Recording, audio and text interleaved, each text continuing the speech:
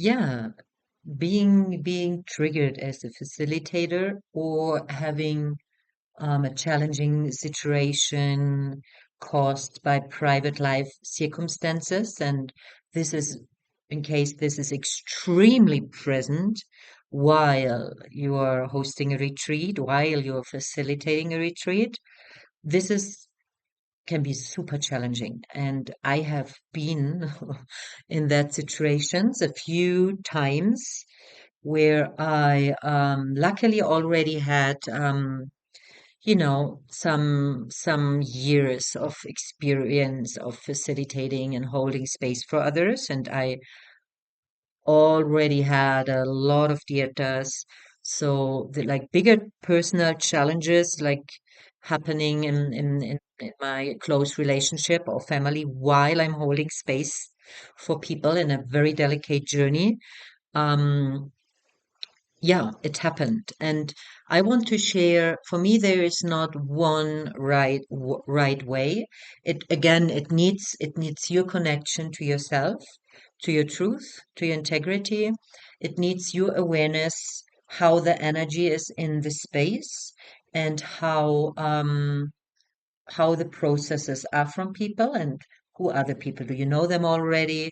You don't know them? Are they very fresh? Are they very open? Are they very vulnerable? Or do they already have some experience of self-work? And do they have experience already working with plant medicine? Are they more mature? Are they very fragile? Is it a person who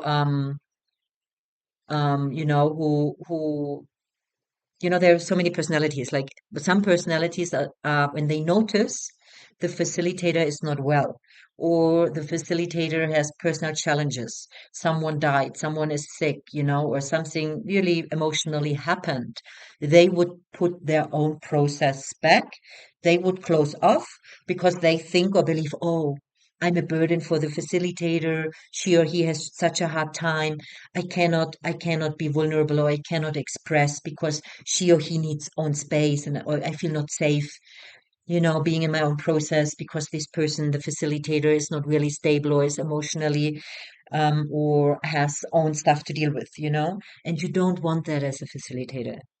You know what I mean? At least me, as in my integrity, I'm really committed that everyone feels free to be vulnerable, to express, and to be fully in the process.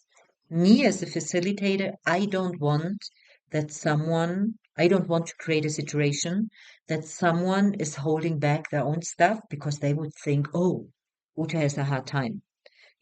But you can, if you have some experience with working with humans, you can notice, which type of people maybe would really block their own process if they notice or know that you have a challenging situation with something what happened outside of the retreat. Why I'm sharing that is because, and it's very delicate. It's very delicate. I had I had a retreat where I was honestly sharing in a group share. But I made very clear I'm here to facilitate, and it's my passion to do that. And I feel fully inspired to be here, and I feel fully called to be here, and I'm very grateful to be here as a facilitator. And I want to be very honest and transparent. And it was a woman retreat. It were like all of the women I knew already from preparation work or from other ceremony work. Um, and I felt intuitively I want to be transparent and tell them I'm fully committed here and I'm here as a facilitator. I'm here to hold space for everyone. But if they see me at some moments that I look sad or that I look, vulnerable or fragile, or maybe even, there, here or there comes a tear, it's because that and that happened just right now in my life. And sometimes it might come up, and I'm able to hold that and to feel that, and I'm in peace with that and with my process, and I can put that as well by side in the moments when I'm in ceremony with them or if I have my one-to-one facilitations, etc.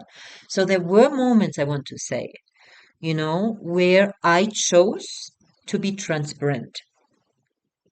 just because I felt I don't want that they take it on or create stories. If I maybe at some point I look sad, or they see maybe I have cried before, and I felt it's the space is more clean and transparent and more authentic if I say that and that happened, and there is a lot of sadness right now where I'm dealing with, and I trust, that this is all perfect as it is, and I'm fully here with you. And I showed even more that I'm fully there with them. I had many moments where I felt like I'm extra inquiring or asking a question or knocking on the door and showing up to really show them, also to the people who maybe don't know me that well, I'm here for you. I'm here to facilitate you, you know? So why I'm saying that is always listen to your intuition and really see in which space are you. I also facilitated groups where I had big present things happening outside of the retreat, and I chose not to share. I chose in the end.